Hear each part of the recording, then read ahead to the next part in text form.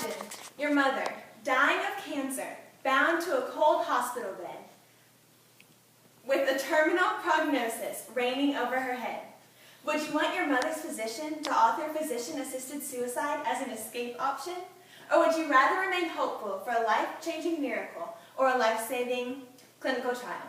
Physician-assisted suicide should not be a legal option because it could open the floodgates to non-critical patient suicides. Insurance companies may put pressures on doctors to avoid costs, and doctors can be wrong in diagnosis and prognosis or may overlook a cure. Physician-assisted suicide should not be legalized because it would open the option to non-critical patient suicides. Emotional turmoil and stress from even mild diseases may cause a patient to falsely believe that their life is too much to handle and they would want to end it. Not only sick patients have life-ending requests, but also chronically depressed patients. Depression is a diagnosed disease, and in extreme cases, patients would rather commit suicide than continue life as they know it. It is estimated about 60% of patients requesting physician-assisted suicide would have a loss of sense of self. Physician-assisted suicide would provide these patients with a clinically accepted method to end the pain and sadness. This will end many more lives than already tragically lost with the legalization of physician-assisted suicide. If physician-assisted suicide were to be legalized, this may entice healthcare and insurance companies to put pressures on doctors to end a life rather than continue treatment in order to cut costs. Insurance companies will look for and approve only the cheapest treatment possible so they are still able to make a profit.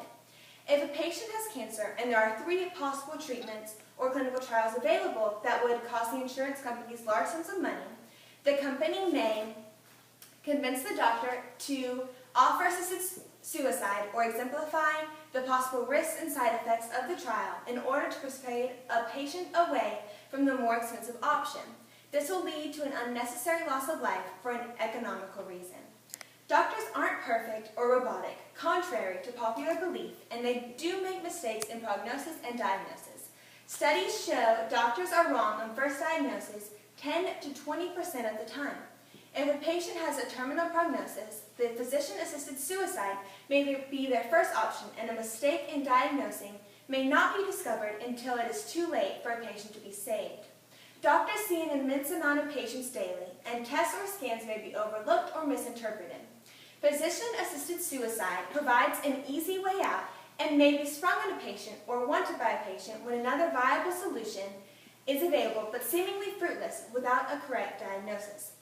Physician-assisted suicide should not be legalized because it will do more harm than good, and a human life should not be treated with such disrespect. To keep this out of state law, it must be voted against if it comes up for debate.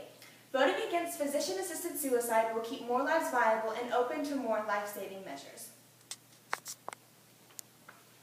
Okay, so you gotta do that one over again? Because you laughed at the end? I hope Did that you want worked. another one? Yeah, that was. You laughed. You laughed. Could you tell so much that I was reading it?